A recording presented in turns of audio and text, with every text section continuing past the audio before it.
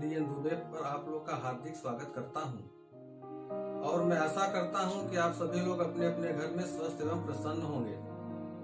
मैं आज एक बहुत ही ज्वलंत मुद्दे पर आप लोगों से विचार करना चाहता हूं। जैसा कि आप लोगों ने अखबारों में या न्यूज चैनल्स पे देखा होगा कि निर्वाचन आयोग ने कमलनाथ कांग्रेस के नेता और स्टार कैंपेन के रूप में डी लिस्ट कर दिया है। ये सबसे बड़ा लीगल क्वेश्चन अपना ये है कि क्या चुनाव आयोग को किसी भी स्टार प्रचारक को चुनाव में प्रचार करने से रोकने का अधिकार प्राप्त है। इस मुद्दे पे हम बात करेंगे और इस पर हम लोग अपने विचार आपके साथ मैं साझा करूंगा। और जो है इसके पहले मैं कुछ आपको बैकग्राउंड्स बता दूं कि निर्वाचन आयोग क्या है, निर्वाचन आयोग की शक्तियां क्या हैं, मॉडल कोड ऑफ कंडक्ट क्या है और स्टार प्रचारक क्या होते हैं, तो आगे समझने में हम लोगों को थोड़ा सुविधा होगी। भारतीय निर्वाचन आयोग एक इंडिपेंडेंट कॉन्स्टिट्यूशनल बॉडी है जो भारतीय संविधान में बनाई गई है। भारतीय निर्वाचन आयोग का कार्य देश और प्रदेशों में चुनाव कराना, विधानसभा, लोकसभा, विधान परिषद, राज्यसभा का चुनाव कराना तथा राष्ट्रपति उपराष्ट्रपति का निर्वाचन कराना है। भारत निर्वाचन आयोग का गठन 25 जनवरी 1950 को हुआ था और वर्तमान में इस तिथि को राष्ट्रीय मतदाता दिवस के रूप में मनाया जाता है।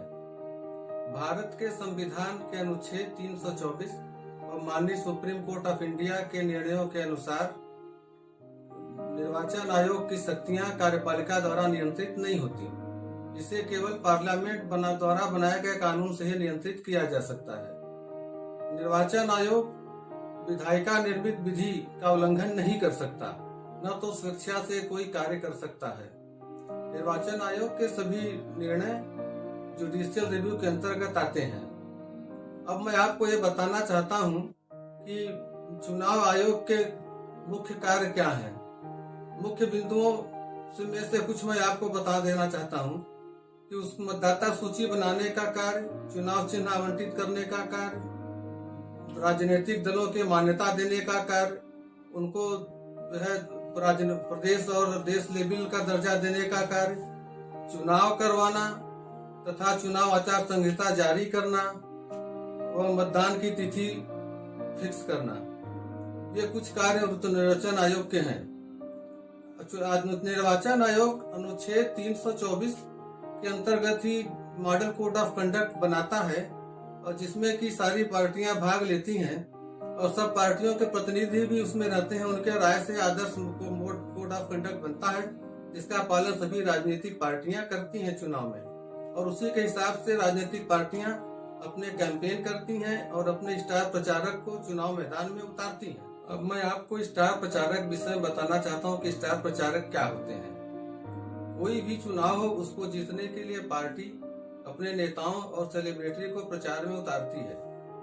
उनके वजह से उनको देखने और सुनने वालों की भीड़ बढ़ती है और वो अपने पार्टी और तथा पार्टी के उम्मीदवार के पक्ष में प्रचार करते हैं। स्टार प्रचारक के रैलियों में जो धनराशि खर्च की जाती है वो उम्मीदवार के खाते में नहीं जोड़ी जाती, उसका पूरा खर्च पार्टी के खाते में जाता है।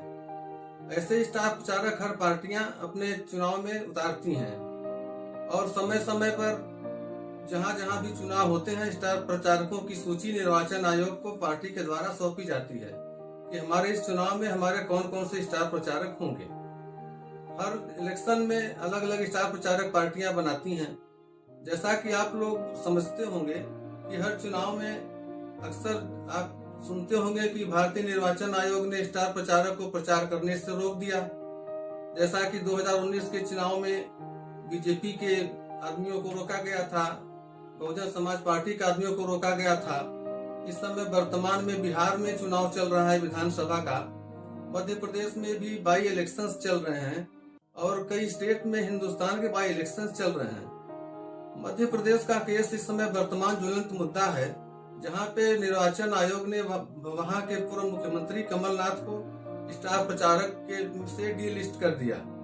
उससे क्षुब्ध होकर माननीय कमलनाथ जी ने माननीय सुप्रीम कोर्ट ऑफ इंडिया का दरवाजा खटखटाया सुप्रीम कोर्ट के पास ये इस क्वेश्चन ऑफ लॉ फ्रेम हुआ कि क्या निर्वाचन आयोग को किसी स्टार प्रचारक को रोकने का अधिकार है कि नहीं है। और जनप्रतिनिधित्व कानून की धाराओं में भी निर्वाचन आयोग को कोई ऐसा अधिकार प्रदान नहीं किया गया है कि वो स्वेच्छा से अपने आदेश से किसी भी स्टार प्रचारक को या किसी भी पार्टी को रोक दे।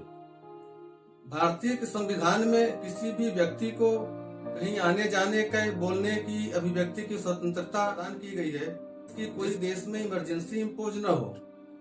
और स्टार प्रचारकों को रोके जाने से मूल अधिकारों का भी हनन होता है प्रचारकों। और यह मुद्दा इस समय माननीय सुप्रीम कोर्ट में विचाराधीन है और इस पर बहस जारी है। निर्वाचन आयोग की तरफ से यह कहा गया कि चूंकि इलेक्शन मध्य प्रदेश में खत्म हो गया है कैंपेन, वहां चुनाव फाइनल स्टेज में है, इसलिए इस मुकदमे को खारिज कर दिया जाए। यह मुकदमा इनफेक्चुअस है। इसके बावजूद माननीय सुप्रीम कोर्ट ने कहा कि नहीं, हम इस क्वेश्चन ऑफ लॉ पे विचार करेंगे और इस पर उचित आदेश हम लोग पारित करेंगे कि किसी भी स्टार प्रचारक को डिलिस्ट करने का अधिकार निर्वाचन आयोग को इस अधिनियम के अंतर्गत दिया गया। न तो उन्हें जनप्रतिनिधित्व कानून के अंतर्गत अधिकार प्राप्त है, न तो भारतीय संविधान के अंतर्गत उनको अधिकार प्राप्त है। यह मुद्दा सुप्रीम कोर्ट में विचाराधीन है और सुप्रीम कोर्ट ने निर्वाचन आयोग के वो आदेश को स्टे कर दिया है और जो है इसकी मुकदमे में जवाब देने का समय निर्वाचन आयोग को दिया गया है। यह बहुत विचारणीय मुद्दा है क्योंकि समय समय पर अधिकतर पार्टियां अपना हिसाब किताब उतारती हैं और सरकारों के हिसाब से जो है निर्वाचन आयोग कभी कदार धनराशि का डिस्प्यूट हो, कोई सिविल लिटिगेशन जमीन जायदाद का हो, कोई मैट्रिमोनियल डिस्प्यूट हो, इस समूह में मुद्दे को जो जनहित के लिए होंगे जिससे जन सामान्य को फायदा होगा उस पर मैं चर्चा करूंगा।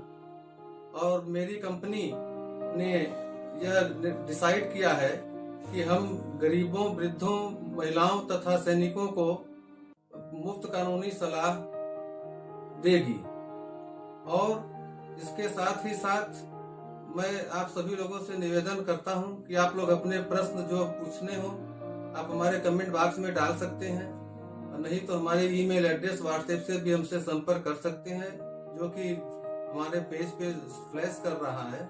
और आपकी गोपनीयता बरकरार रखी जाएगी जैसा कंपनी ने भी 11 वर्षों तक किया।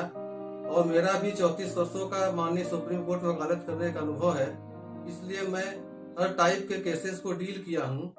और हमारे साथ अच्छे पैनल लॉयर्स हैं, वो हर जगह और पूरे प्रदेश में और देश में काम करते हैं। मेरे इस कंपनी के इस मिशन को आगे बढ़ाने के लिए तथा इससे लाभान्वित होने के लिए कृपया आप लोग मेरे YouTube चैनल को लाइक करें, शेयर करें और सब्सक्राइब करें। जय हिंद, जय भारत।